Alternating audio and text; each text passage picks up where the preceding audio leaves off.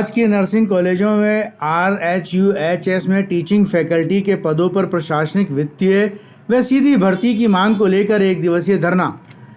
MI road स्थित शहीद स्मारक पर global foundation for nursing profession and social service, Rajasthan संविदा नर्सेज एसोसिएशन व राजस्थान प्राइवेट नर्सेज एसोसिएशन के तत्वाधान में धरना आयोजित किया गया।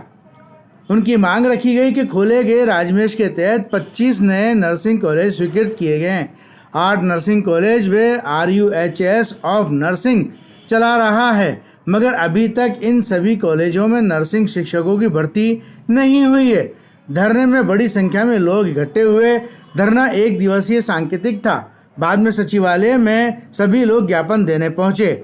TANI महासचिव डॉक्टर योगेश यादव ने कहा कि कॉलेजों की शिक्षा व रिसर्च के लिए सरकार द्वारा सीधी भर्ती करना चाहिए।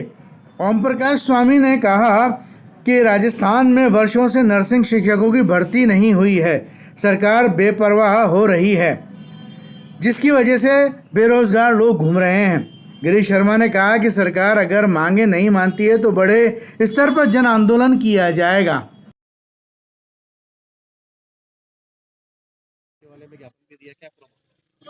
आज हमने राजमेश के तहत जो राजकीय नर्सिंग कॉलेजेज हैं उसमें नर्सिंग शिक्षकों की सीधी और नियमित भर्ती हो, इस संदर्भ में global foundation of nursing profession, Rajasthan private nursing association, Rajasthan संविदा नर्सिंग एसोसिएशन और तमाम नर्सिंग एसोसिएशन के संयुक्त नर्सिंग शिक्षक संघर्ष समिति भर्ती के तत्वाधान में शहीद स्मारक पे सभी नर्सिंग शिक्षकों ने बड़ी तादाद में आज धरना दिया। राजमेश में जो नर्सिंग कॉलेजेस खोली हैं, हमारी मांग है कि उसमें associate professor, professor, vice principal एवं प्रिंसिपल पदों पर सीधी और नियमित भर्ती हो। राज्य सरकार का एक आदेश है 15 मार्च 2022 का कि चिकित्सा विभाग में किसी भी कैडर में, चाहे नर्सिंग कॉलेज कैडर में हो, चाहे चिकित्सा मेडिकल कैडर में हो, किसी में भी पद विरुद्ध या प्रतिनियुक्ति पर किसी भी स्टाफ को पोस्टिंग नहीं दी जाएगी।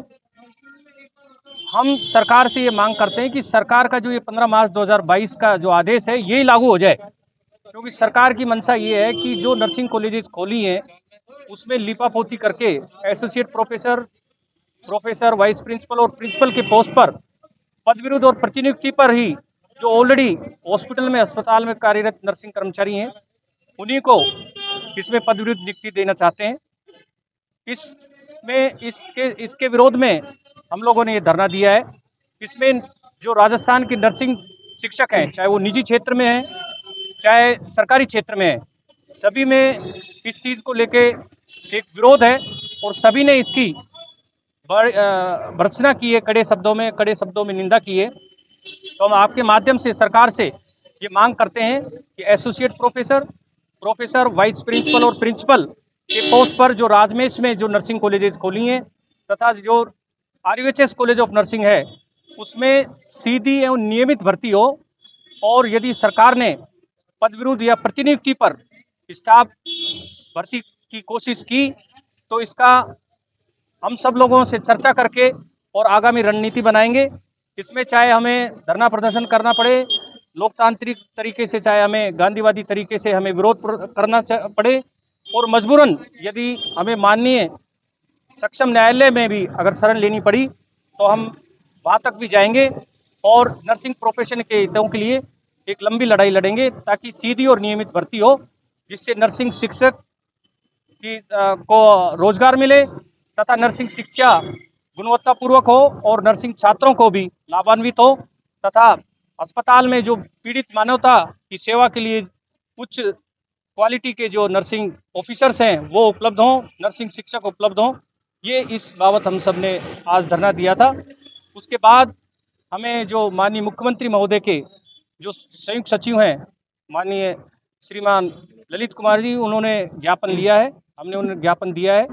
इसके बाद हमने जो प्रमुख शासन सचिव चिकित्सा शिक्षा हैं, माननीय श्रीमान वैभव गालिया जी, उनको भी ज्ञापन दिया है, और आगे रणनीति करके हम इस पे चर्चा करके रणनीति करेंगे, और जब तक भर्ती नहीं होगी सीधी और नियमित तब तक ये लंबी लड़ाई चलेगी। आपका नाम और पता मैं दीजिए।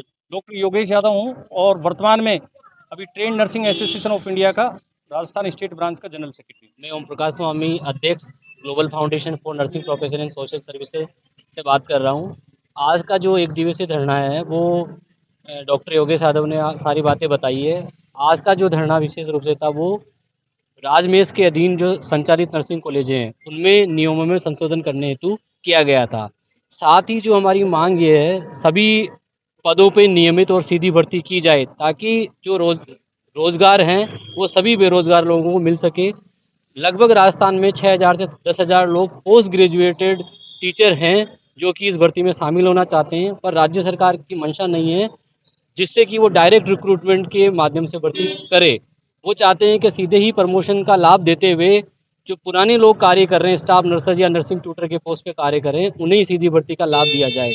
जो हमारी प्रमुख मांगों में 14 नंबर की जो ज्ञापन में मांग रखी गई थी वो ये भी रखी गई थी, Rajasthan university of health science में पिछले 4 वर्षों से बीएससी नर्सिंग और एमएससी नर्सिंग के कोर्स चल रहे हैं और उसका एक बैच एमएससी नर्सिंग का पास हो चुका है और बीएससी नर्सिंग का एक बैच पास होने वाला है, परंतु आज दिनांक तक किसी भी प्रकार की नियमित और सीधी भर्ती Rajasthan university of health science में नहीं हो पाई है। वहाँ केवल कार्य व्यवस्था और काम चलाऊ व्यक्तियों के द्वारा ही पढ़ाई संचालित की जा रही है। अपितु वहाँ पे बच्चों से कम 40,000 और 50,000 की मोटी फीस वसूली जा रही है, जिनसे उनका चंदा लगभग 2 करोड़ से 3 करोड़ के आसपास उनके पास में रेवेन्यू जनरेट हो गया, पर उन्होंने अपनी आंखें मूंद रखी है और किसी भी प्रकार का नव युवकों को रोजगार देने के लिए वो किसी भी प्रकार की कार्रवाई नहीं कर रहे हैं। जब उनसे हमने बार बार रजिस्ट्रार महोदय, वीसी महोदय से बात करी तो उन्होंने हमें सरकार का नाम लिया, सरकार के पास आपकी मांगे पहुंचा दी गई है। जब सरकार के अधिकारियों से हमने बात करी तो वो बोलते हैं कि ये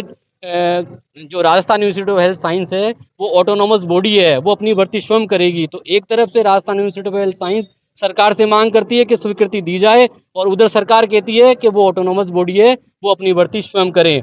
तो क्या इनकी मंशा ये है कि बेरोजगारों के साथ में, उनकी भावना के साथ में या कुठाराघात करना चाहते हैं? तो हमारी यही मांग है कि राजस्थान की समस्त नर्सिंग कॉलेजें जो कि सेल्फ फाइनेंस स्कीम के तहत संचालित हो रही है, जो कि बच्चों से मोटी फीस वसूल रहे हैं, उन कॉलेजों में नियमित भर्ती की जाए जिसमें associate professor, professor, vice principal, principal, nursing tutor और असिस्टेंट प्रोफेसर शामिल हों, जिससे कि नव युवकों को मौका मिल सके और नियुक्तियों की नई रोजगार की संभावनाएं राजस्थान के क्षेत्र में बढ़ सके। अन्यथा जो आगे की रणनीति है वो जो गिरीश जी शर्मा है हमारे पास, राजस्थान संविधान एसोसिएशन के अध्यक्ष, वो आपको आगे की रणनीति बताएंगे कि इसके बाद में हम क्या प्रयास करेंगे। हमें मजबूरन अगर सरकार के खिलाफ जाना पड़े तो हम जाएंगे, क्योंकि पिछले 4 वर्षों से हम लगातार नर्सेज शिक्षकों की लड़ाई को लड़ते आ रहे हैं, पर हमें कहीं से भी रिजल्ट नहीं मिला। हम कोर्ट में भी जा चुके हैं, हम मुख्यालयों पे जा चुके हैं, सचिवालय जा चुके हैं, हम सीएम हाउस जा चुके हैं, चिकित्सा मंत्री के पास जा चुके हैं, पर हमें कहीं से भी किसी प्रकार की मदद किसी के द्वारा नहीं दी गई है। तो मैं चाहता हूँ एक बाइट आप। चलो ठीक है, हाँ नहीं पूछ लो आपसे, बताइए बताइए आप। बड़ा दुखद विषय तो ये है कि जो मंत्री जी मेडिकल सिस्टम का एक सर्जरी कर रहे हैं, उसके साथ साथ आज बेरोजगारों की भी सर्जरी कर दी कि जो नर्सिंग कॉलेज होते हैं उसके अंदर जब भी भर्ती की जाती है उसके अंदर हमेशा अनुभव माना जाता है, वो एजुकेशन का मांगा जाता है। लेकिन आज डीपीसी पे जो स्टाफ लगाए जा रहे हैं उनके पास किसी भी तरह का कोई एजुकेशनल और एकेडमिक अनुभव नहीं है। उनको किस आधार पर आप प्रतिनियुक्ति उनकी कर रहे हो? दूसरी तरफ आप हॉस्पिटल से डेपुटेशन काउंसिल करके और एक इंसान को 400-500 किलोमीटर दूर उसके मूल स्थान पर भेज रहे हो और नर्सिंग कॉलेज के अंदर आप डेपुटेशन पे लगा रहे हो। ये कहाँ का न्याय है? ये हमारी सरकार से यही डिमांड है और यही मांग है कि आप स्पष्ट और साफ सुथरी भर्ती निकालें जिससे बेरोजगार अभ्यर्थी उसमें शामिल हो सके। गिरीश शर्मा, अध्यक्ष राजस्थान संविधान नर्सेज।